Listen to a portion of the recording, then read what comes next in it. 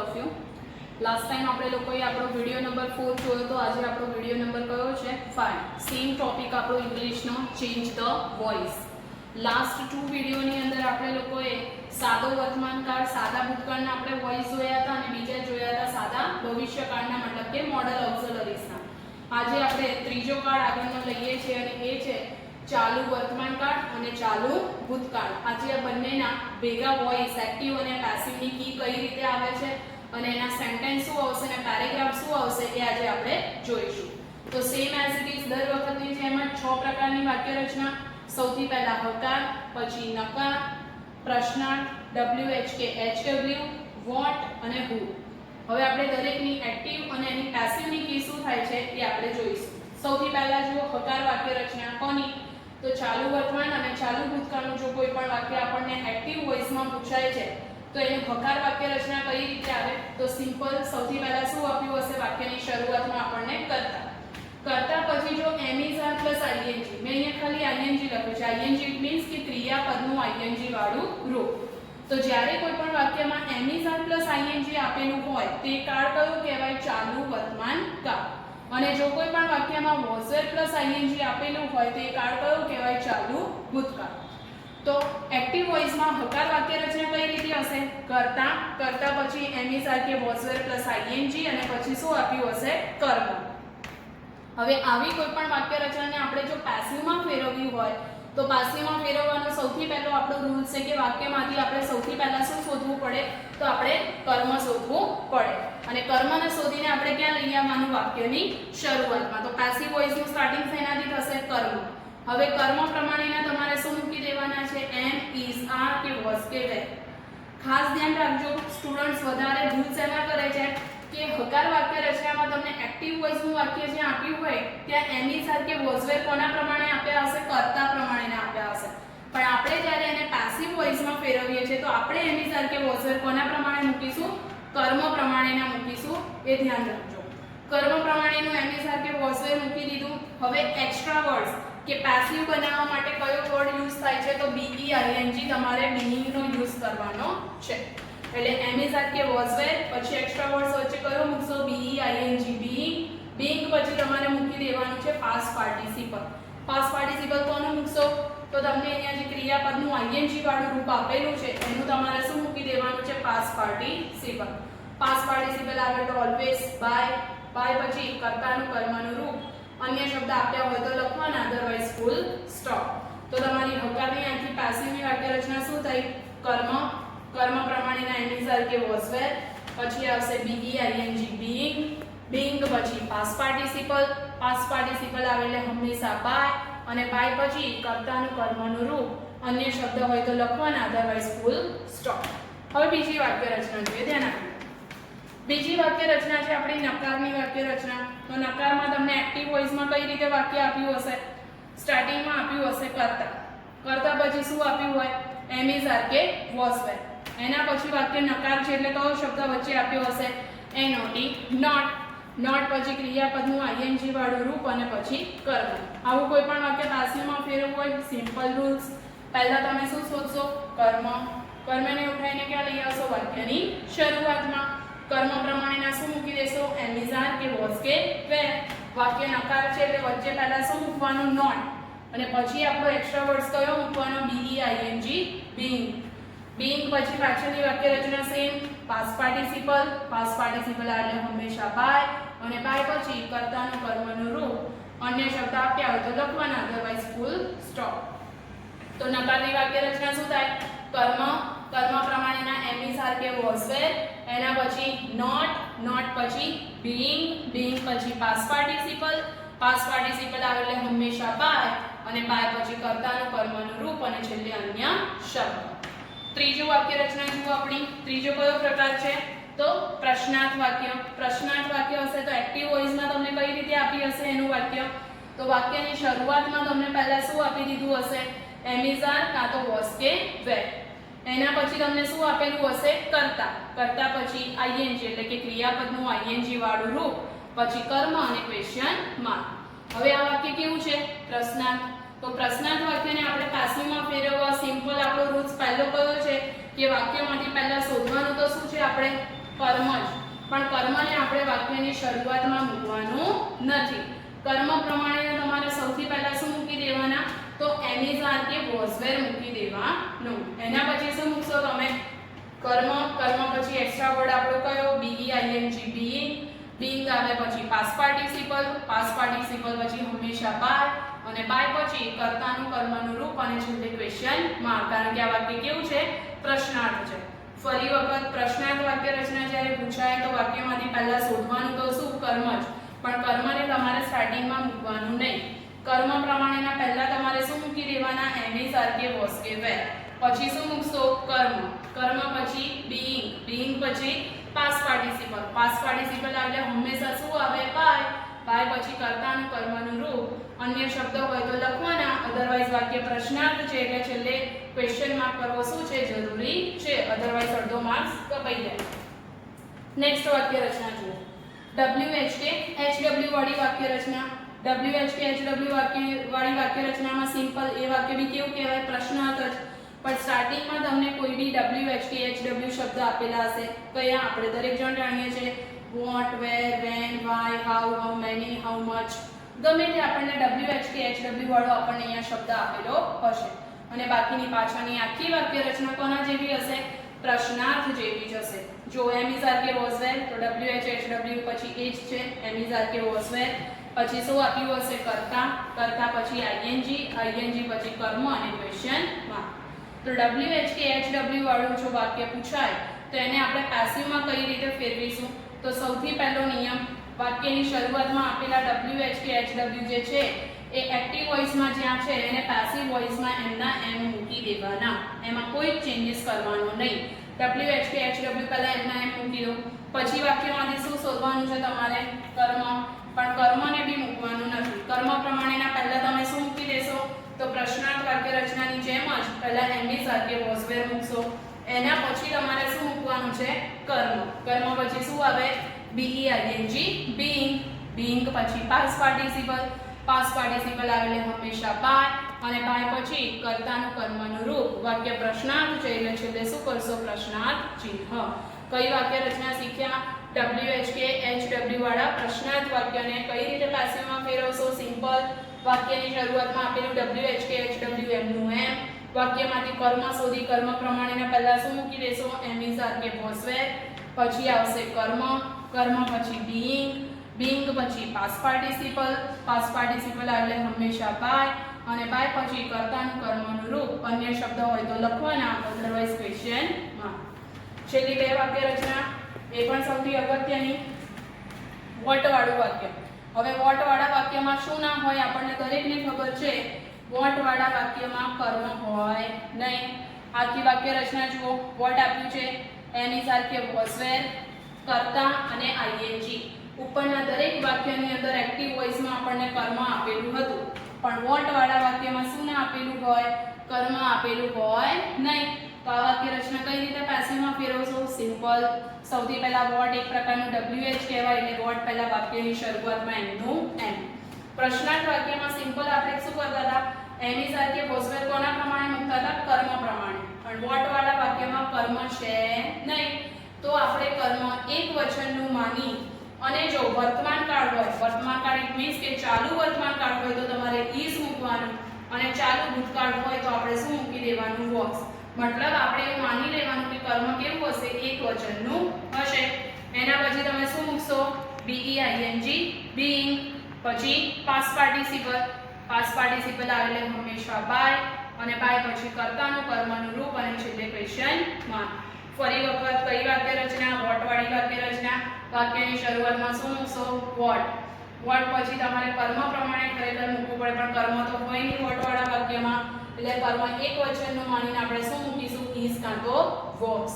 પછી બીઇંગ પછી past participle આવે એટલે હંમેશા બાય પછી કર્તાનું કર્મનું રૂપ અને છેલ્લે ક્વેશ્ચન માર્ક. છેલ્લી વાક્ય રચના હુ વાળી વાક્ય રચના. તો ધ્યાન આપી દો. હુનું ગુજરાતી શું થાય? કોણ. અને હુ વાળા વાક્યની અંદર તમને શું નહીં આપેલું હોય? કર્તા આપેલો હશે નહીં. ઉપરના દરેક વાક્ય જુઓ તમે. કર્તા તમને દેખાશે હકાર, નકાર, પ્રશ્નાર્થ, WH માં, વોટમાં પણ હુ વાળા વાક્યની અંદર જો પહેલા હુ આપ્યું હોય પછી એની સાથે વોઝ વેર, પછી આઈએનજી અને કર્મ આપેલું હશે. આમાં ક્યાંય કર્તા આપેલો હશે નહીં. કર્તા નથી આપેલો એટલે આપણે who જે છે એનું પેસિવ વોઇસમાં શું કરી દેવાનું? બાય whom કરી દેવાનું. પછી વાક્યમાંથી શું શોધવાનું? કર્મ. કર્મ પ્રમાણેના શું મૂકશો? એની સાથે વોઝ વેર, એના પછી કર્મ, કર્મ પછી being અને being પછી past participle. who વાળી વાક્ય રચના past participle પછી શું આવી જાય? એનો અંત આવી જાય. જો અન્ય શબ્દ આપ્યા હોય તો લખવાના, અધરવાઇઝ છેલ્લે શું આવશે? Question mark. ઉપરની દરેક વાક્ય રચના જોશો તો past participle પછી આપણે શું મૂક્યું છે? બાય પ્લસ કર્તાનું કર્મનું રૂપ. પણ આ વાક્યમાં કર્તા છે જ નહીં એટલે બાય પ્લસ કર્તાનું કર્મનું રૂપ વાળા શબ્દ અહીંયા આવશે નહીં. તો આપણું વાક્ય કઈ રીતે બને? who નું શું કરી દેશો? By whom. કર્મ પ્રમાણેના પહેલા શું મૂકશો? એની સાથે વોઝ વેર, પછી કર્મ, કર્મ પછી being અને being પછી past participle. અન્ય શબ્દો હોય તો લખવાના, અધરવાઇઝ ક્વેશ્ચન માર્ક. તો આખું આપણે શું સમજ્યા? ચાલુ વર્તમાન કાળ અને ચાલુ ભૂતકાળના એક્ટિવ અને પેસિવ વોઇસની કી 6 પ્રકારની એક વખત જરા જોઈ લો, પછી આપણે ક્વેશ્ચન તરફ આગળ વધીએ.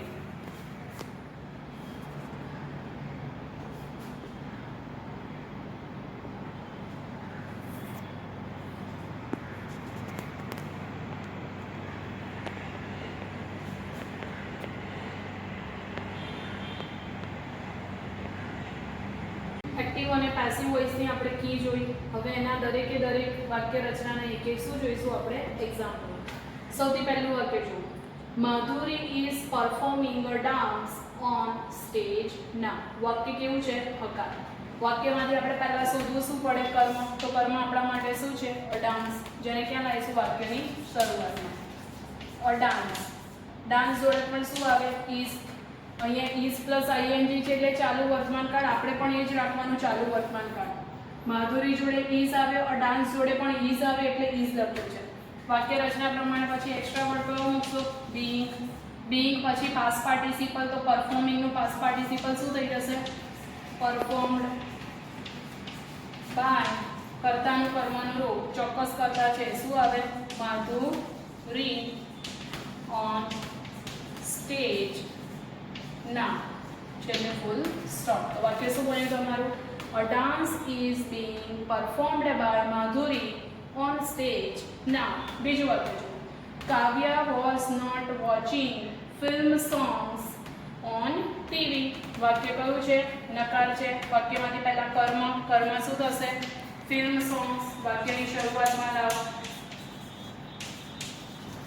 હવે જો ફિલ્મ સોંગ્સ, કાવ્ય ત્રીજો પુરુષ એકવચન હતું એની જોડે વોઝ આવ્યું, પણ ફિલ્મ સોંગ્સ બહુવચન છે તો અહીંયા આગળ શું આવશે? વાક્ય રચના પ્રમાણે નોટ, પછી બીઇંગ. બીઇંગ પછી પાસ્ટ પાર્ટિસિપલ. વોચિંગ નું પાસ્ટ પાર્ટિસિપલ શું થઈ જશે? Watched by. કર્તાનું કર્મનું રૂપ કાવ્યા, ચોક્કસ નામ છે એમનું એમ શું આવશે? કાવ્યા ઓન ટીવી. છેલ્લે ફૂલ સ્ટોપ. તો વાક્ય શું બને?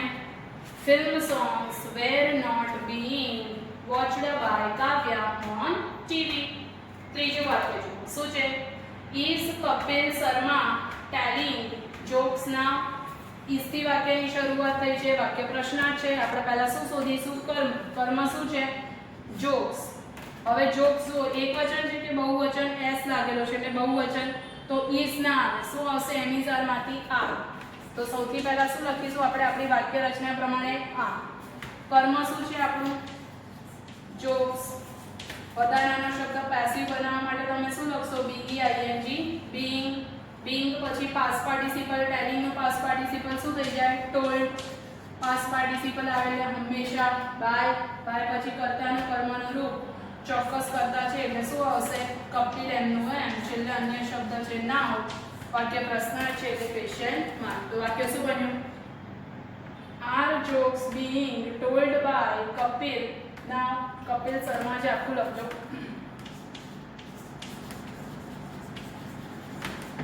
બાય કપિલ શર્મા છેલ્લે શું આવશે? નાઉ અને ક્વેશ્ચન માર્ક.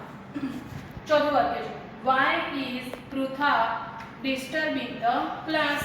શેનાથી શરૂઆત થઈ છે? વાય. WHKHW. તો સૌથી પહેલા આપણી વાક્ય રચના પ્રમાણે WHKHW એમને વાય એમનું એમ. આપણા માટે કર્મ શું થશે? તો ધ ક્લાસ. ક્લાસ જોડે પણ શું આવે is, તો વાક્ય શું બને why is the class being disturbing, disturbing ની પાછળ શું લાગે ed, તો આન્સર શું આવશે એનો past participle disturb by કર્તાનું કર્મનું રૂપ ચોક્કસ કરતા આપેલો છે શું આપેલું છે પૃથા છેલ્લે ક્વેશ્ચન માં તો વાક્ય શું બન્યું why is the class being disturbed by Pritha next one જુઓ what were the children doing હવે જો વાક્ય શેનાથી બનાવેલું છે what થી what વાળા વાક્યમાં શું ના હોય કર્મ ના હોય તો સૌથી પહેલા આપણે what એમનું એમ કર્મ એક વચનનું માનીને આપણે શું મૂકવું પડે is કાં તો was હવે અહીંયા where આપેલું છે એટલે ચાલુ ભૂતકાળ છે તો આપણે શું વાપરીશું was વાક્ય રચના પ્રમાણે પછી આપણે શું લખવું પડે being being પછી past participle તો doing નો past participle શું થઈ જાય done by કર્તાનું કર્મનું રૂપ કર્તા શું આપેલું છે the children so by the children છેલ્લે ક્વેશ્ચન માં તો વાક્ય શું બન્યું what was being done by the children છેલ્લે ક્વેશ્ચન માં નેક્સ્ટ વન જુઓ લાસ્ટ વાક્ય who was singing a song શેનાથી વાક્ય પ્રશ્નાર્થ બનાવ્યું છે who થી who વાળા વાક્યમાં શું ના હોય કર્તા ના હોય તો who નું આપણે શું કરી દઈશું સૌથી પહેલા તો by whom કર્મ આપેલું હોય આમાં શું આપેલું છે કર્મ a song એક વચન છે was આવશે તો by whom was a song પછી શું આવશે being પછી past participle singing નું past participle શું થાય sing sang sung આમાં past participle પછી by plus કર્તાનું કર્મનું રૂપ આવશે નહીં તો વાક્ય શું બન્યું by whom was a song being sung છેલ્લે ક્વેશ્ચન માં એક વખત 6 વાક્ય અને એના આન્સર જોઈ લો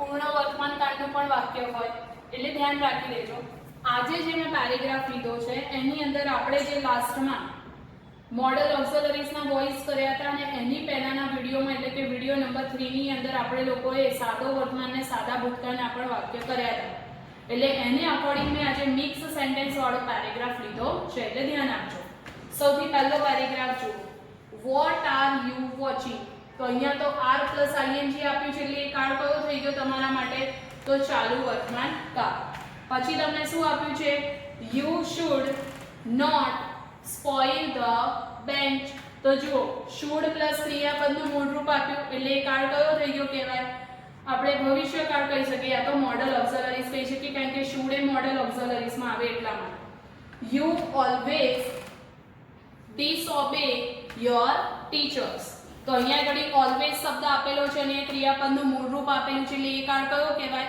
સાદો વર્તમાન કાળ તો હવે આ પેરેગ્રાફનું આપણે પેસિવ ફોર્મ કરીએ હવે પહેલું વાક્ય જો વોટ વાળું છે તો વોટ વાળા વાક્યમાં શું ના હોય કર્મ હોય નહીં તો સિમ્પલ પહેલા આપણે સૌથી પહેલા શું લખીશું વોટ કર્મ નથી એટલે કર્મને એક વચનનું માનીને આપણે શું મૂકી દેવાનું is તો વોટ is being રાઇટિંગ નું શું થઈ જશે રિટર્ન બાય કર્તાનું કર્મનું રૂપ શું આવી જાય યુ અને છેલ્લે શું આવશે ક્વેશ્ચન માર્ક કારણ કે વાક્ય કેવું છે પ્રશ્નાર્થ તો વાક્ય શું બને what is being written by you હવે બીજું વાક્ય જુઓ you should not spoil the bench વાક્ય મોડલ ઓક્ઝિલરીઝ નું છે અને નકાર છે સૌથી પહેલા કર્મ આગળ લાવો શું થઈ જશે the bench modal auxiliaries should નકાર છે એટલે નોટ, પેસિવ બનાવ વધારાનો શબ્દ કયો વપરાય બી. તો the bench should not be spoil નું શું થઈ જશે સ્પોઇલ્ડ. બાય કર્તાનું કર્મનું રૂપ શું આવી જાય યુ નું કર્મનું રૂપ શું થાય યુ જ થાય. તો વાક્ય શું બન્યું the bench should not be spoiled by you. ત્રીજું વાક્ય જુઓ શું આપેલું છે you always disobey your teachers. કર્મ શું છે તમારા માટે યોર ટીચર્સ. યોર ટીચર્સ બહુવચન છે, સાદું વર્તમાન કાળ છે એટલે શું આવશે આર. યાદ કરજો વાક્ય રચના સાદા વર્તમાન કાળનું પેસિવ કરવા પહેલા કર્મ આવે, કર્મ પ્રમાણે શું આવે એમ ઇઝ કે આર અને પછી પાસ્ટ પાર્ટિસિપલ. ટીચર્સ પ્રમાણે આપણે આર મૂક્યું પણ અહીંયા એક્સ્ટ્રા વર્ડ્સ આપેલો છે. કયો આપેલો છે ઓલવેઝ. અને મેં કીધું હતું કે આવા એક્સ્ટ્રા વર્ડ આવે એ હંમેશા ટુ બી ના રૂપો પછી મૂકવાના. તો આર પછી શું આવશે ઓલવેઝ. ડિસઓબે નું શું થઈ જશે disobeyed by you. છેલ્લે ફૂલ સ્ટોપ. તો છેલ્લું વાક્ય શું બન્યું your teachers are always disobeyed by you. બીજો પેરેગ્રાફ જુઓ. the teacher was teaching maths. was plus ing એટલે કાળ કયો થઈ ગયો ચાલુ ભૂતકાળ. Abhik threw a paper plane to Arpan. Abhik threw threw ક્રિયાપદનું ભૂતકાળનું રૂપ છે એટલે કાળ કયો કહેવાય સાદો ભૂતકાળ. Did he do it intentionally? Question mark આપ્યો છે. વાક્ય પ્રશ્નાર્થ છે પણ શરૂઆત શેનાથી થઈ છે did થી. એટલે સાદા ભૂતકાળનું પ્રશ્નાર્થ વાક્ય છે. પહેલું વાક્ય છે the teacher was teaching maths. કર્મ શું થઈ જશે તમારા માટે maths. તો પહેલા શું આવશે maths. એક વચન છે શું આવશે was. વધારાનો શબ્દ પેસિવ કરવા માટે being. પાસ્ટ પાર્ટિસિપલ ટીચિંગ નું શું થઈ જાય taught taught. taught by કર્તાનું કર્મનું રૂપ શું આવી જશે the teacher. તો પહેલું વાક્ય આપણું શું બન્યું maths was being taught by the teacher. બીજું વાક્ય છે Abhik threw a paper plane to Arpan. હવે Abhik threw a paper plane. a paper plane આપણા માટે શું થઈ જશે કર્મ. એને આગળ લાવો. a paper plane ભૂતકાળ છે. threw એટલે ભૂતકાળ થયો. પેપર પેન એક વચન છે એની જોડે આવે was. અને threw નો પાસ્ટ પાર્ટિસિપલ શું થઈ જાય thrown. thrown. thrown by Abhik. છેલ્લે અન્ય શબ્દ શું આવશે to Arpan.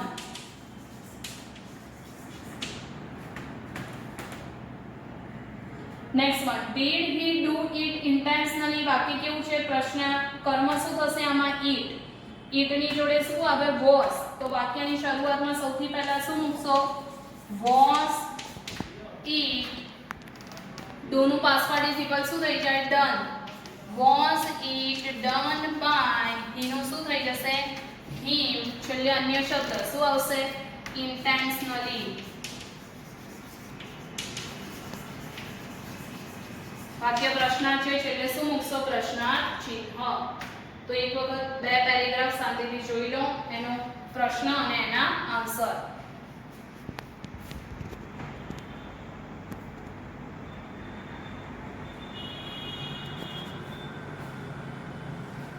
દરેક જણા લખી નાખજો. કોઈને કંઈક ડાઉટ્સ હોય તો મને પૂછજો. જય શ્રી કૃષ્ણ.